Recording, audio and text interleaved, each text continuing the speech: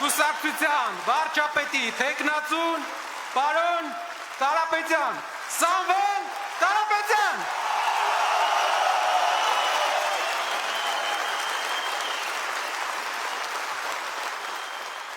Հայաստանի վերջին ամիսների գլխավոր քաղաքական ինտրիգը հանգուցալուծվեց։ Ուժեղ Հայաստան կուսակցության վարչապետի թեկնածուն Սամվել Կարապետյանն է։ Այս մասին պաշտոնապես հայտարարվեց Կարեն Դեմիրճյանի անվան մարզահամերգային համալիրում, կուսակցության հիմնադրման և շնորհանդեսի արարողության ժամանակ։ Ուժեղ Հայաստանին առաջին հերթին պետք է ուժեղ առաջնորդություն։ Նոր առաջնորդ կառավարչի հմտություններով, նոր, բայց մեծ փորձ ունեցող առաջնորդ։ Մեր առաջնորդը ծնվել է Հայաստանում, մեծացել է գյուղում, ուսուցիչների ընտանիքում։ Նա գալիս է ժողովրդից, կյանքում ու բիզնեսում հաջողության հասնելուց հետո երբեք չի մոռացել որտեղից է եկել։ Նա ունի լավագույն միջազգային կապերը Հայաստանի համար և դրանք կօգտագործի իշահ մեր երկրի։ Տնային կալանքով պայմանավորված արհեստական բանականության միջոցով գեներացված իր ուղերձում Սամվել Կարապետյանն ընդգծում է, առանց ուժեղ պետության խաղաղությունը նշանակում է անձնատվություն։ Նա խոստանում է, որ առաջնահերթ քայլերից է լինելու հայկական բանակի հզորացումն ու երկրի պաշտպանունակության բարձրացումը։ Մենք մեր հայրենակիցներին առաջարկվելիք ծրագրում չենք խաբելու, որ պաշտոն ստանանք ու առաջին որոշմամբ պարգևավճարներ սահմանենք։ Չի կարելի դատարկել պետական բյուջեն ու լցնել սեփական գրպանները, այլ պետք է անել ճիշտ հակառակը։ Մի առիթով հայտարարել էի նույնիսկ մեր սեփական գրպանների հաշվին պարտավոր ենք հարստացնել մեր երկիրը։ Մեր առաջարկելիք ծրագիրը ամենաիրատեսականն ու լավագույնն է լինելու ու լայն ճանապարհ է բացելու դեպի ուժեղ Հայաստան։ Մեր մեծ թիմը եւ ես անձամբ աշխատում ենք ոչ թե երկրի տնտեսության դանդաղ վերակենդանացման, սոցիալական իրավիճակի որոշակի բարելավման, այսինքն յոլա գնալու ռեժիմին վերադառնալու համար, այլ որպեսզի հստակ ու արագ քայլերով տանենք Հայաստանը սրընթաց զարգացման։ Կարապետյանը նաև նշում է, ընդամենը 115 օրից պարզ կդառնա, որ ուժեղ Հայաստանը ոչ միայն կուսակցության անունն է, այլև հստակ խոստում։ Ընտրությունը բոլորիս առջև հստակ է։ Թույլ առաջնորդություն, թե ուժեղ առաջնորդություն, բաժանում, թե համախմբում, ինքնիշխանության շարունակական զիջում, թե ինքնիշխանության ամրապնդում, նվաստացում, թե արժանապատվություն, հուսահատություն, թե հույս։ Ուժեղ Հայաստանի կառուցումը հենց նաև հույսի մասին է։ Լավ իմացեք, Հայաստանի նոր, խաղաղ, ապահով ու բարեկեցիկ կյանքի կառուցումը սկսելու ենք ընտրությունների հենց հաջորդ օրվանից, հունիսի 8-ից։ Մեր վճռական, համառ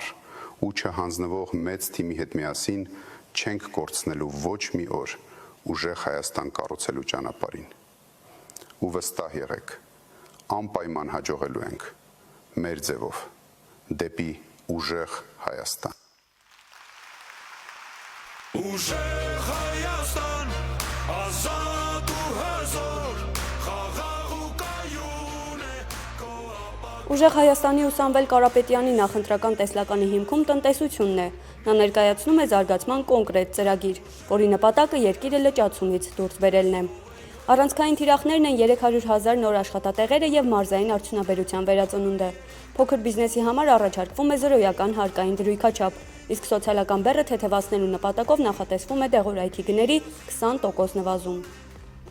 Գյուղատնտեսության ոլորտում շեշտը դրվում է բերքի երաշխավորված մթերման վրա, իսկ ժողովրդագրական ճգնաժամի հաղթահարումը տեսնում են 20,000 մատչելի բնակարանների կառուցման մեջ։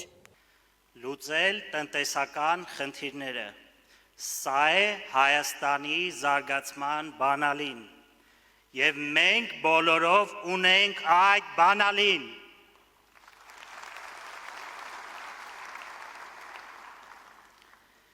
Ինչու էինք մենք ամիսներ շարունակ շրջում Հայաստանով և պատմում ձեզ Սամվել Կարապետյանի 5 տնտեսական քայլերի մասին։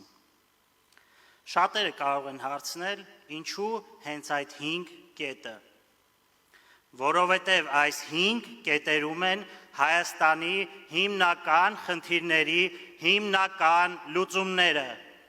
Իսկ Ռոբերտ Ամստերդամը պատմեց, որ մինչ բանտում Սամվել Կարապետյանին հանդիպելը մտածում էր, որ նա բանտային պայմաններից կոտրված կլինի, բայց ականատես է եղել բոլորովին այլ պատկերի։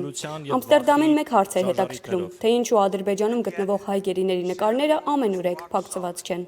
Guided by his faith in God and his love for family and nation. Այնուհանդերձ Սամվելը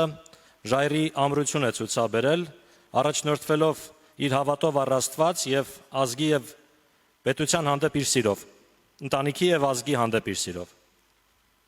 I consider speaking on behalf of this great patriot to be a high honor and privilege. Այս մեծ հայրենասեր անձի անունից խոսելը ես համարում եմ մեծ պատիվ եւ արտոնություն։ This is a man who will lead Armenians to honor their religion, culture and history. Նա մարդ է, ով կառաջնորդի հայերին, որպեսզի հարգեն իրենց կրոնը, մշակույթը եւ պատմությունը։ And not give in to foreign actors. Եվ չանել զիջումներ օտարերկրյա ուժերին։ This is a man who understands that peace is not surrender. Նա մարդ է, ով հասկանում է, որ խաղաղություն չի նշանակում հանձնվել։ And that as an Armenian, no future plan or political bonus justifies for one day the illegal imprisonment of the Christian martyrs in Baku. Եվ որպես հայ անձնավորություն հասկանում, որ ապագայի որևէ ծրագիր կամ քաղաքական շահ մեկ օրով անգամ չի հիմնավորում Բաքվում քրիստոնյա նահատակների ապօրինի ազատազրկումը։ Իսկ ինչպես է Սամվել Կարապետյանը մասնակցելու ընտրություններին, հաշվի առնելով երկքաղաքացիության փաստը։ Իրավական նրբությունները պարզաբանել են սահմանադրագետները։ Հայաստանի Հանրապետության Սահմանադրությամբ նախատեսված են փոփոխությունների 3 ռեժիմներ, նախ գոյություն ունեն անփոփոխելի հոդվածներ, կան գլուխներ եւ հոդվածներ, որոնք կարող են փոփոխվել բացառապես հանրաքվեի միջոցով, եւ երրորդը փոփոխություններ, որոնք կարող են կատարվել օրենսդիր մարմնի ազգային ժողովի կողմից։ Սահմանադրության 148-րդ հոդվածը կարգավորում է կառավարության անդամի ներկայացվող պահանջները։ Սահմանադրության 148-րդ հոդվածը անփոփոխելի հոդված չէ, ավելին չի պահանջվում դրա փոփոխության համար հանրաքվե,